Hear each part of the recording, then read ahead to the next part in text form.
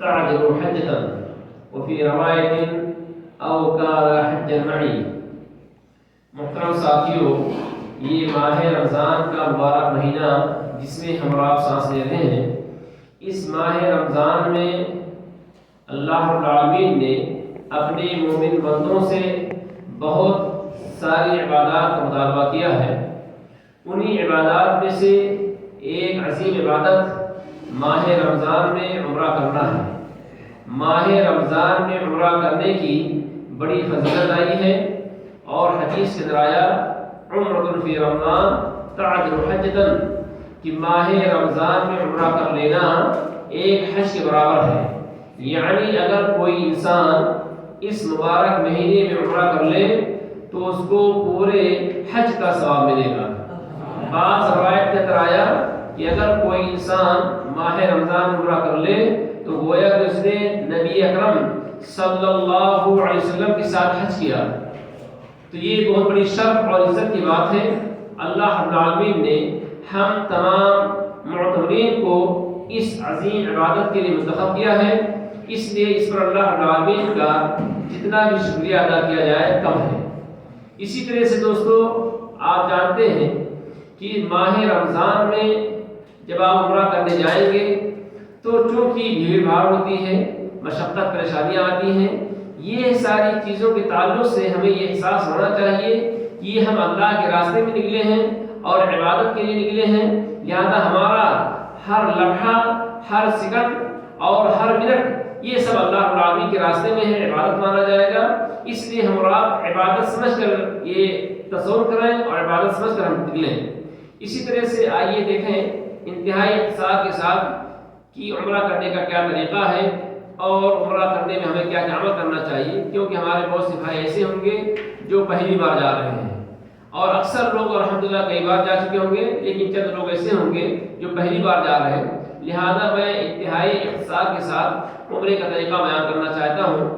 دیکھیے، عمرہ کرنا یہ کم سے کم زندگی میں اور تو واجب ہے کہ انسان کو چاہیے اگر موقع ملے تو زندگی میں ایک بار ضرور عمرہ اور حج کرے، اور بقیہ اس کے بعد جو آپ عمرہ کریں گے یہ مستحب ہوگا، اجر و ثواب کا ذریعہ ہوگا۔ اسی طرح سے عمرہ کرنے میں 4 عمل کرنا ہے۔ اگر کوئی انسان 4 عمل کر لے تو گویا کہ اس کا عمرہ کمپلیٹ ہو گیا ہے۔ پہلا عمل یہ ہے میقات پہنچ کر کے عمرے کی نیت کرنا۔ یہ میقات پہنچ کر کے عمرے کی نیت کرنا یہ عمرے کے ارکان میں سے ہے۔ اگر کوئی انسان عمرہ کرتا ہے اور میقات پہنچ کر کے عمرے کی نیت نہیں کرتا تو ایسی صورت میں اس کا عمرہ باطل مانا جائے گا، اس کا عمرہ صحیح نہیں ہوگا۔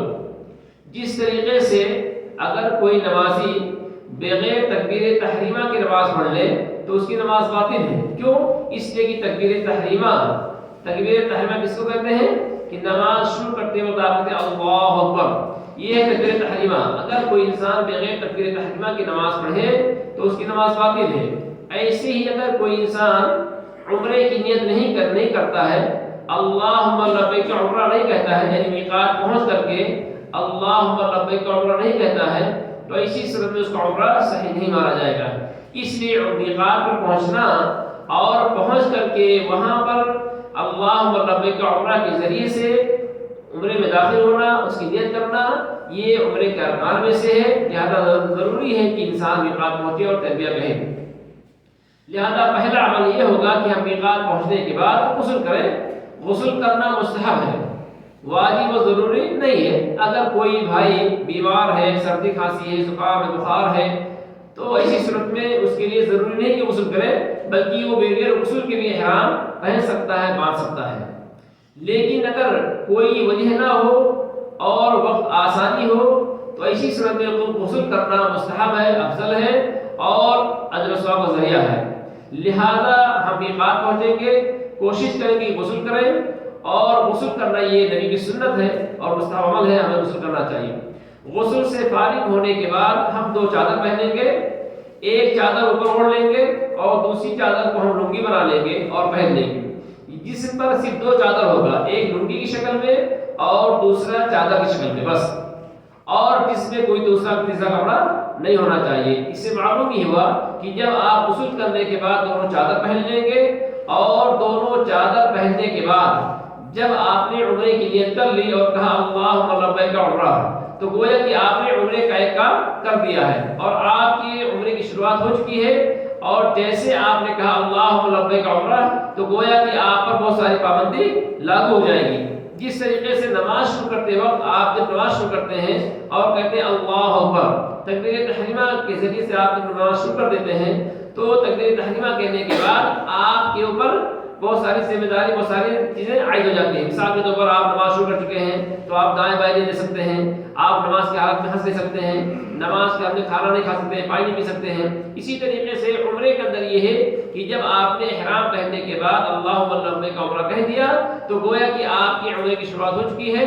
اب اس کے بعد آپ کے اوپر بہت ساری پابندی لاگو ہو جائے گی۔ پہلی پابندی یہ ہے کہ عمرے کی نیت کرنے کے بعد سلا ہوا کپڑا پہننا جائز نہیں ہے، لہذا جسم پر صرف 2 چادر ہونا چاہیے، اور اس کے بعد انڈر ویئر پہننا یا بنیان پہننا یا سر پہ ٹوپی رکھنا یہ ساری چیزیں صحیح نہیں ہیں۔ صرف بدن پر 2 ہی کپڑا ہو رہے گا، ایک چادر کی شکل میں، ایک لنگی کی شکل بس، اور اس کے بعد جو ہے چشمہ لگانا، گھڑی پہننا اور انگوٹھی پہننا یہ ساری چیزیں درست ہیں، آپ اس کو پہن سکتے ہیں، کوئی حرج کی بات نہیں ہے۔ سیدھا ہوا کپڑا پہننا ممنوع ہے۔ اس کے بعد جب آپ غسل کرنے کے بعد دونوں چادر پہن لیں گے اور اللہم لبیک کے ذریعے سے آپ نیت کر لیں گے، عمرے میں داخل ہو جائیں گے، پھر اس کے بعد آپ تلبیہ پڑھنا شروع کر دیں گے، لبیک اللہم لبیک لبیک لا شریک لک لبیک ان الحمد والنعمت لک والملک لا شریک لک۔ اس کا معنی یہ ہے کہ اے میرے پروردگار، میں تیری دعوت پر لبیک کہہ رہا ہوں، اور اے اللہ تیرا کوئی شریک نہیں ہے اور تو ہی مالک ہے اور تیری ملکیت میں ہے، سب کچھ ہے۔ اس طرح سے ہم یہ عہد کرتے ہوئے وہاں جائیں گے، پھر اس کے بعد ہم میقات سے نکلیں گے۔ سوال یہ ہے کہ عمرے کی نیت کرنے کے بعد کیا کوئی نفل نماز پڑھنا چاہیے یا نہیں پڑھنا چاہیے، یا اسی طریقے سے احرام پہننے کے بعد، غسل کرنے کے بعد، دونوں چادر پہننے کے بعد کیا عمرے کی نیت سے یا احرام کی نیت سے کوئی نماز پڑھنی چاہیے یا نہیں پڑھنی چاہیے، یا کیا عمل ہے؟ جیسا کہ آپ دیکھتے ہیں کہ میقات پر پہنچ کر کے بہت سے لوگ جا کر کے نماز پڑھتے ہیں، تو اس کا جواب یہ ہے کہ اصل میں احرام کی نیت سے یا عمرے کی نیت سے کوئی نماز نہیں ہے، اللہ کے نبی اور صحابہ سے کوئی نماز ثابت نہیں ہے۔ لیکن اگر کسی شخص کے اوپر نماز ہے، مثال کے طور پر ایک آدمی وتر کی نماز نہیں پڑھا ہے اور اس کو وقت ملا ہوا ہے وتر نماز پڑھنے کا، تو اب سوال یہ کہ آدمی وتر نماز پڑھنے والا ہے، اب سوال یہ کہ وہ آدمی عمرے کی نیت کب کرے؟ میقات پر پہنچ چکا ہے، وہ چاہتا ہے کہ میں وضو کر لوں، وضو کرنے کے بعد وتر کی نماز پڑھ لوں، یا وہ چاہتا ہے کہ وضو کرنے کے بعد اور 2 رکعت نفل نماز پڑھ لیتے ہیں، یا تہجد وضو پڑھنا چاہتے ہیں، یا مسجد میں داخل ہو گیا ہے وہ اور چاہتا ہے کہ لاؤ ہم تہجد مسجد پڑھ لیتے ہیں، تو ایسا انسان عمرے کی نیت کب کرے گا؟ یا وہ نماز پڑھ کرنے کے بعد نیت کرے گا یا نماز سے پہلے نیت کر لے؟ تو اس کا جواب یہ ہے کہ اس کو چاہیے کہ نماز پڑھنے کے بعد نیت کرے، نماز پڑھنے کے بعد۔ اگر آپ کے سر میں کوئی نماز ہے، مثال کے طور پر وتر کی نماز ہے یا کوئی نفل نماز ہے یا آپ کوئی نماز پڑھنا چاہتے ہیں، تو کہا جائے گا بہتر یہ ہے کہ آپ پہلے نماز پڑھو، نماز پڑھنے کے بعد عمرے کی نیت کرو، عمرے میں داخل ہو۔ لیکن اگر آپ نماز سے فارغ ہیں، آپ کی کوئی نماز نہیں ہے، تو آپ ڈائریکٹ نیت کر کے مکہ روانہ ہو سکتے ہیں، کوئی عمرے کی نیت سے احرام کی یا احرام کی نیت سے کوئی نماز پڑھنا ثابت نہیں ہے۔ دلیل یہ ہے کہ اللہ کے نبی صلی اللہ علیہ وسلم جب حج کے لیے نکلے تو آپ مدینہ سے جب نکلے تو وہاں ذوالحلیفہ میں آپ نے پڑاؤ ڈالا اور رات بھر وہاں رہے، پھر اذان ہوئی تو اللہ کے نبی صلی اللہ علیہ وسلم نے نماز پڑھی، نماز سے فارغ ہونے کے بعد آپ صلی اللہ علیہ وسلم نے جو ہے حج کا تلبیہ پکارا۔ اس حدیث اور اس واقعے کی روشنی میں اہل پکڑتے ہیں کہ اگر آپ کے اوپر کوئی نماز ہے، نماز پڑھنا چاہتے ہیں، تو بہتر یہ کہ نماز سے فارغ ہونے کے بعد آپ عمرے کی نیت کریں اور تلبیہ پکاریں۔ لیکن کوئی نماز نہیں ہے تو آپ بغیر نماز پڑھے عمرے کی نیت کر کے اور تلبیہ پکارتے ہوئے آپ روانہ ہو سکتے ہیں۔ اسی طرح سے آپ میقات پر وصول کریں، عمرے کی نیت کریں اور تلبیہ پکارتے ہوئے روانہ ہوں گے مکہ سے، یعنی طائف سے مکہ کے لیے، اور اس کے بعد ہم وہاں پہنچیں گے، میقات وہاں مکہ پہنچیں گے، ہوٹل پہنچیں گے، ہوٹل میں سارا سامان رکھیں گے اور اس کے بعد انشاءاللہ عمرے کے لیے نکلیں گے، ہے نا۔ تو اب یہ کہ پہلا کام عمرے کا ہو گیا۔ دوسرا کام یہ کہ مکہ جب پہنچیں گے، حرم پہنچیں گے، تو حرم پہنچنے کے بعد ہم خانہ کعبہ کا طواف کریں گے۔ کتنا طواف کریں گے؟ 7 چکر، اور طواف شروع کرنے سے پہلے کندھا کھول لیں گے، دایاں کندھا۔ سوال یہ کہ کندھا کہاں کھولیں گے، کس جگہ کھولیں گے؟ اس کا جواب یہ کہ مکہ پہنچنے کے بعد، خانہ کعبہ کے پاس پہنچنے کے بعد طواف شروع کرنے سے پہلے کندھا کھولا جائے گا اور کندھا کہیں کھولنا جائز نہیں ہے۔ آپ دیکھیں گے کہ بہت سے لوگ میقات ہی پر غسل کرنے کے بعد فوراً کندھا کھول دیتے ہیں اور میقات ہی سے طائف سے کندھا کھول کر جا رہے ہیں مکہ اور نماز بھی پڑھتے ہیں کندھا کھولے کھولے۔ یہ عمل صحیح نہیں ہے۔ دیکھ کر کے عبادت نہیں کرنی چاہیے، بلکہ وہ عبادت جو نبی ثابت ہوئے کرنا چاہیے۔ لہذا کندھا کھولنا میقات پر صحیح نہیں ہے اور اسی طریقے سے کندھا کھول کر نماز پڑھنا بھی صحیح نہیں ہے۔ جب آپ میقات سے نکلیں تو کندھا بند ہونا چاہیے۔ جب آپ حرم پہنچیں، خانہ کعبہ کے پاس پہنچیں اور طواف شروع کرنے سے پہلے اپنا دائیں کندھا کھول لیں، یعنی نیچے سے کپڑا چادر لائیں اور اس بائیں کندھے پر کر دیں اور کندھا کھولا لیں گے۔ یہ صرف طواف کے لیے ہے۔ آپ جب طواف کریں گے تو 7 چکر میں آپ کندھا کھلا ہونا چاہیے اور جیسے ہی طواف ختم ہوا فوراً کندھا بند کر لیں۔ کندھے کا کھولنا کب تک ہے؟ طواف شروع کریں اور طواف سے فارغ ہونے تک۔ جیسے آپ طواف سے فارغ ہو گئے فوراً کندھا بند کر لینا چاہیے۔ حالانکہ بہت سے لوگ کندھا بند نہیں کرتے ہیں، طواف کرنے کے بعد صفا مرو بھی جاتے ہیں، کندھا کھلا رکھتے ہیں، یہ غلط ہے۔ اسی طریقے سے طواف سے فارغ ہونے کے بعد آپ کندھا بند کر لیں گے، حتیٰ کہ اگر آپ طواف کر رہے ہیں اور دوران طواف جماعت کھڑی ہو گئی ہے اور آپ کو نماز پڑھنی ہے تو آپ فوراً کندھا بند کر لیں، کندھا بند کر کے نماز پڑھیں اور جب نماز پڑھ کے فارغ ہو پھر آپ کندھا کھول لیجیے، اپنا طواف شروع کر دیجیے۔ اس لیے حدیث رسول آتی ہے، نبی فرماتے ہیں لا يصلي احدكم في ثوب واحد وليس على عاتقه شيء منه، کہ کوئی آدمی ایک کپڑے میں نماز نہ پڑھے اس حال میں کہ اس کا کندھا کھلا ہوا، گویا کہ کندھا کھول کے نماز پڑھنا صحیح نہیں ہے۔ اس لیے دوستو ہمیں چاہیے کہ ہم اس کا خاص خیال رکھیں اور اس سے غلطی نہ کریں کہ آپ پورے عمرے میں وہ کندھا کھول کر رکھیں۔ بہرحال اس کے بعد آپ 7 چکر طواف کریں گے۔ 7 چکر طواف کرنے کے بعد پھر جو ہے آپ کیا کریں گے؟ 2 رکعت نماز پڑھیں گے۔ 2 رکعت نماز کہاں پڑھیں گے؟ مقام ابراہیم کے پیچھے۔ اگر آپ کو موقع ملے تو مقام ابراہیم کے پیچھے 2 رکعت نماز پڑھیں گے، اور اگر موقع نہیں ملتا ہے مقام ابراہیم کے پیچھے تو پورے حرم میں آپ کہیں بھی نماز پڑھیں گے، انشاءاللہ آپ کی عبادت صحیح مانی جائے گی۔ اور سنت طریقہ یہ ہے کہ پہلی رکعت میں سورہ فاتحہ کے بعد سورہ کافرون اور دوسری رکعت میں سورہ فاتحہ کے بعد سورہ اخلاص کی تلاوت کریں۔ اگر آپ کو یہ 2 صورتیں یاد نہ ہوں تو آپ کو جو بھی صورتیں یاد ہیں ان صورتوں کو آپ پڑھ سکتے ہیں، کوئی مسئلہ نہیں ہے۔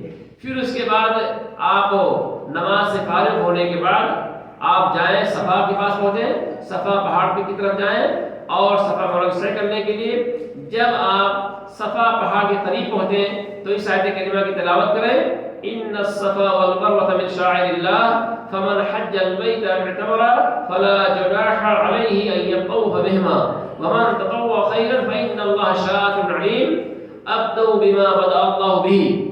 یہ کہتے ہوئے آپ صفا پہاڑ سے قریب ہو جائیں اور صفا پہاڑ پہنچنے کے بعد آپ خانہ کعبہ کی طرف اپنا چہرہ کر لیں اور دونوں ہاتھوں کو اٹھا کر کے آپ وہاں دعا کریں گے۔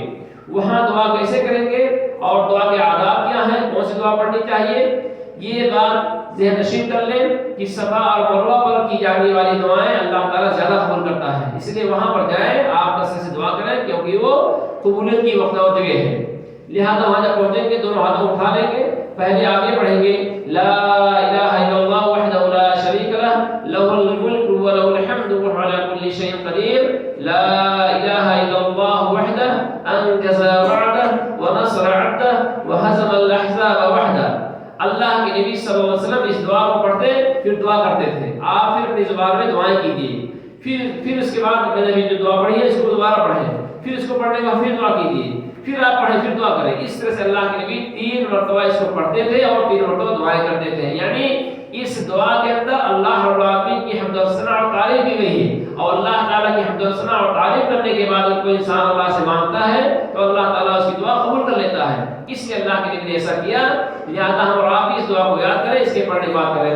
لیکن اگر کسی بھائی کو یہ دعا یاد نہیں ہے جو میں نے بھی پڑھی ہے تو اس میں کوئی مسئلہ نہیں ہے، آپ دونوں ہاتھ اٹھا کے پہلے آپ سورہ فاتحہ پڑھ لیں کیونکہ سورہ فاتحہ کے اندر اللہ تعالیٰ کی حمد بیان کی گئی ہے، پھر اللہ کے نبی صلی اللہ علیہ وسلم پر درود شریف پڑھیں، درود شریف پڑھنے کے بعد پھر آپ دعا کیجیے، اپنی زبان میں دعا کریں، آپ اپنی زبان میں اپنے آپ کے دعا کریں، اللہ تعالیٰ ہمیں نمازی بنائے، اللہ تعالیٰ ہمیں دیندار بنا دے، اللہ تعالیٰ ہمیں صحت دے، تندرستی دے، رزق دے، اور اپنے اہل و عیال کے لیے، گھر والوں کے لیے، اسلام کے لیے، مسلمانوں کے لیے، تمام لوگوں کے لیے جو ہے آپ وہاں دعائیں کریں گے، دعا قبول ہوتی ہے۔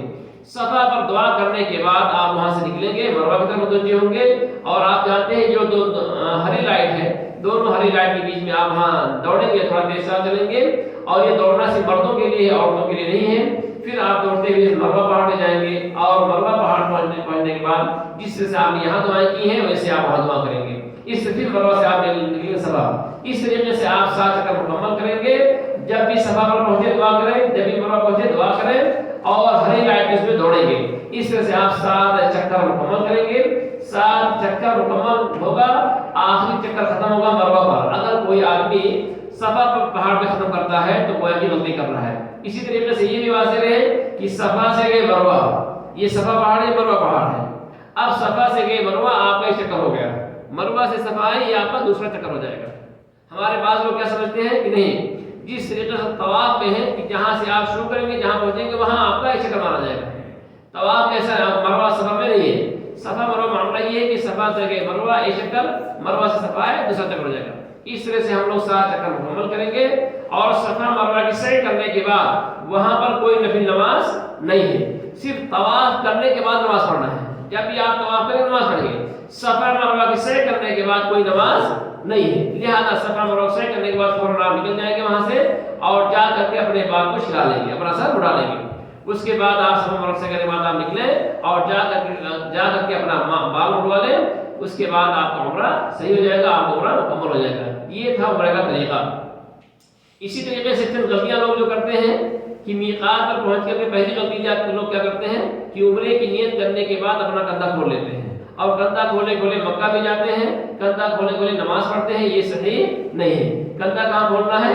मक्का पहुंचने के बाद, खाने काबा पहुंचने के बाद, हरम के पास पहुंचने के बाद तवाफ शुरू करने से पहले कंधा खोल लेंगे, और जैसे तवाफ खत्म हो फौरन कंधा बंद कर लेंगे। इसी तरीके से सफा मरवा की सैर करने के बाद कोई नफिल नमाज नहीं है। बाद लोग सफा मरवा की सैर करने के बाद नफिल नमाज पढ़ते हैं, ये सही नहीं है। इसी तरीके से तीसरी गलती ये है कि बहुत से लोग सफा पहाड़ पे बाल यानी पूरा नहीं चलाते हैं, 1-2 बाल काट लेते हैं, यानी सर से 1-2 बाल काट लेना ये सही नहीं है। बल्कि अफसल बेहतर ये कि पूरे सर के बाल छीले जाए, यानी आप सर मुड़ा दें, टेंट कराते हैं, ये अफसल है। अल्लाह के नबी सल्लल्लाहु अलैहि वसल्लम ने बाल छिलाने वालों के लिए 3 मरतबा मग़फ़िरत और रहमत की दुआ की है। और अगर कोई आदमी यानी कटिंग कराना चाहता है तो कटिंग कराना जायज़ है। शक्ल उसकी है कि पूरे सर के बाल से कटिंग किया जाए, पूरे सर के बाल काटे जाए। और लेकिन बाज़ लोग ऐसा करते हैं कि 1 बाल यहाँ से ले लिया, 2 बाल यहाँ से ले लिया, ये सही नहीं है, गलत, ऐसा नहीं करना चाहिए। इसी तरीके से जब तक आप बाल नहीं कटाएंगे उस वक्त तक कि आप इहराम नहीं कर सकते हैं। इहराम को उतारेंगे आप बाल कटिंग कराने के बाद। अगर कोई आदमी ये सोचे कि मैं थक गया हूँ, जा रहा हूँ होटल, अब जाके नहा धो लेंगे और शाम के वक्त आते वक्त हम बाल कटा लेंगे, तो ये अमल नहीं सही माना जाएगा। अल्लाह से दुआ कि अल्लाह ताला तमाम भाइयों को इन कई बातों में अमल करने की तौफीक दे। वसल्लल्लाहु अलैहि वसल्लम व रहमतुल्लाह। किसी को कोई सवाल है? शायद पढ़े थोड़ी